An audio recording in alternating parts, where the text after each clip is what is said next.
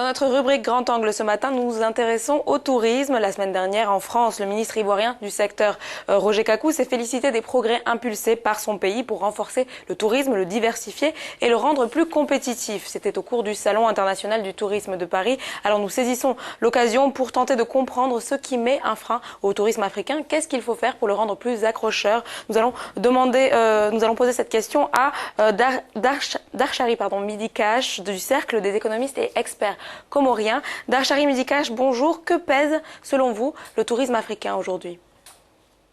En fait, le tourisme africain, comparé à d'autres pays, notamment l'Asie et le Pacifique, représente à peine 4 à 5,8% des arrivées et à peine 3,5% à 4% des recettes engrangées au niveau mondial.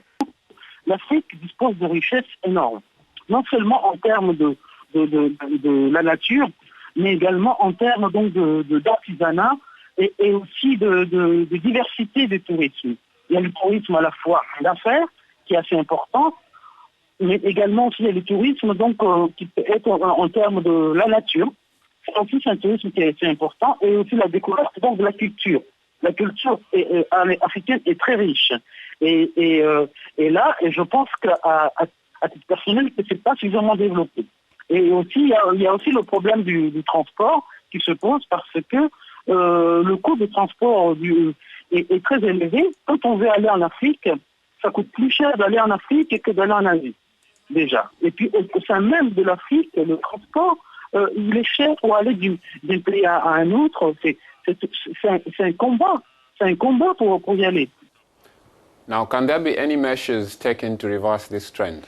Quelles sont les mesures prises pour remédier à cela? Déjà, il y a quelques mesures qui ont été mises en œuvre, notamment le fait au niveau des visas, il y a une facilitation au niveau des visas, en termes donc, il y a des visas qui sont donnés par région ou plusieurs pays se mettent d'accord pour des visas.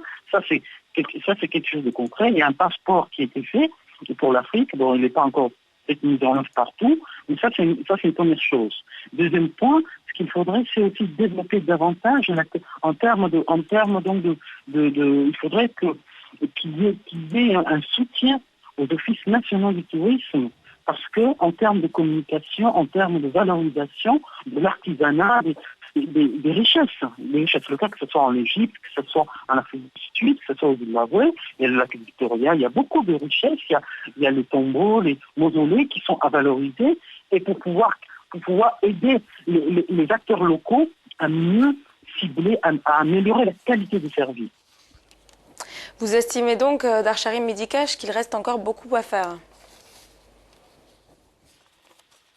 Donc il y a beaucoup de choses à faire, c'est pour ça que j'avais proposé, notamment qu'il y ait au niveau de l'Union africaine, qu'il y ait un fonds dédié pour développer le tourisme avec une agence qui pourra aider les États, soit en termes de régionaux, notamment au niveau de la communauté est-africaine, de l'Austral aussi, mais aussi en termes de conseils pour accompagner les États qui ont la volonté pour valoriser à la fois les infrastructures, aider à créer, parce qu'il faudrait que les États travaillent main dans la main avec le secteur privé pour créer notamment en aidant le secteur privé à développer les infrastructures à la fois routières, mais hôtelières également, mais aussi en termes d'énergie. Parce que quand il y a des coupures d'eau, ça peut entraîner également, ça peut décourager les touristes. Et sans compter que l'image de l'Afrique, je pense qu'on pourrait davantage valoriser le tourisme africain de par sa richesse. Donc il faudrait qu'il y ait une prise en charge, une aide en termes de plateforme globale qui aide les gens, quelqu'un qui va aller en Afrique, qu'il puisse trouver une plateforme qui puisse lui dire quel endroit c'est sécurisé ou pas assez pour le guider. Et notamment, il faudra également qu'il y ait une mutualisation, par exemple quand il y a les parcs nationaux en matière d'animalerie ou de nature, pour qu'il y ait une mutualisation du savoir-faire. C'est comme ça qu'on peut arriver à développer du tourisme et générer également donc des recettes pour les États, mais aussi des emplois.